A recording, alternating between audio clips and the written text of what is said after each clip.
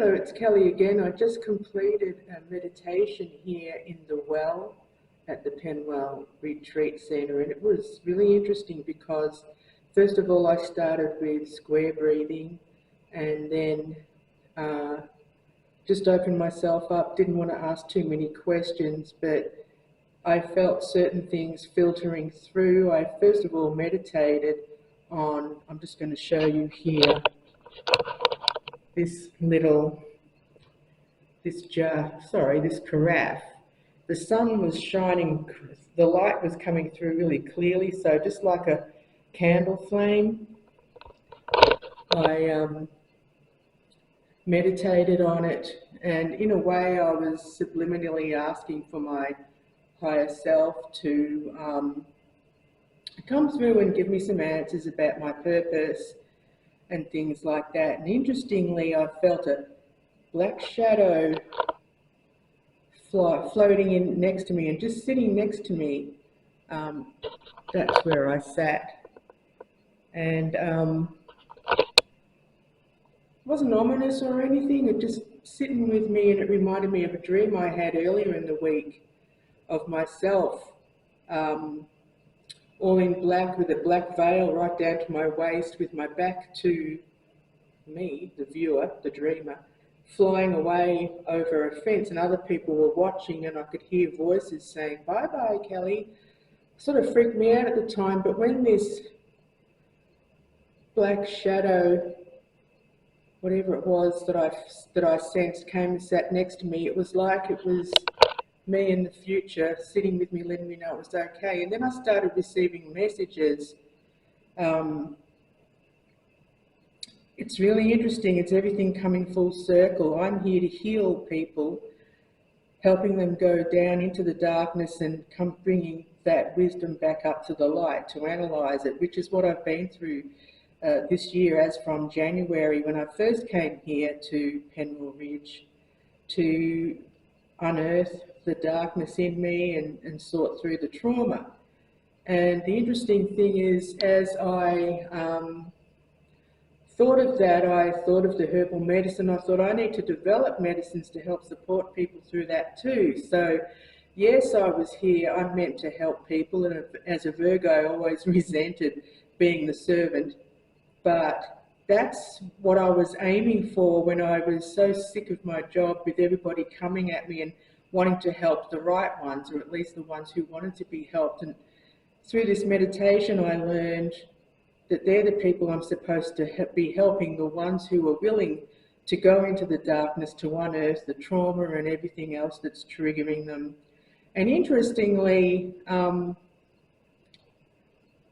once I was done, I went to walk outside for a minute, and I walked past this little picture which I'm going to show you. I'll bring it to the light so you can see. Let me just hang on a minute. I'm sorry, amateur. But this was the picture I saw, and I just thought, oh, what's that? Because it's a Native American work of art. And then when I looked closer down the bottom, it said healing circle, which intrigued me because that was the realization I just had through that meditation. Sorry about the reflections, but how interesting the symbolism there. I'll research that a bit later on.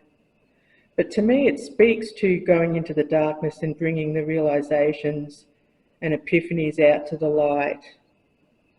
And on the back, the artist is, sorry about the focus, Kenneth Banks, and he lives in San Diego, California. Now this was created in 1994, but he's saying here that it's a dream window, which is a portal into the world of daydreams. Daydreaming is an essential part of one's mental health.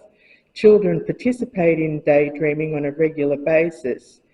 And he goes on to talking about dreamings and adults, how we think dreams are a waste of time, but it's an excellent tool for reducing stress. And look into the dream window, mentally quiet the day's stressful events, even if for a couple of moments. So, and this artist is an American Indian artist, Kenneth Banks, like I said. He's from the Kumeyaay or Diguano tribe of San Diego, California. I'm sorry if I buggered that up, but interesting, this image. Like I said, I will research it, but anyway.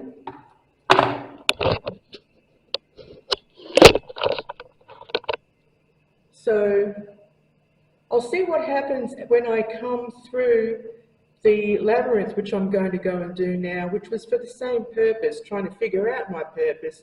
So all the way in, I'm going to think about, contemplate everything I just experienced in the meditation, as well as asking, you know, what is my purpose. But I feel it's right, it's settling into my soul nicely.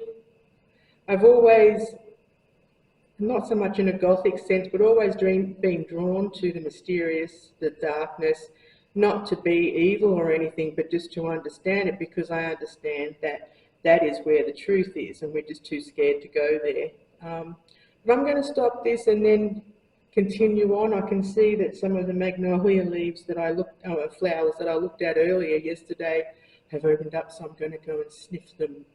And that's something else that's interesting. Up at the main retreat house, they have a deck of cards which is based on Rumi's teachings. And the first card I pulled out was to do with perfume, inhaling the perfume, which I'd just done. So I'll share that with you, see how pretty the flowers look now that they've opened up. Just in one night, but it did rain a little bit. Anyway, I keep looking up and I'm sorry, I should be looking here. Toodaloo.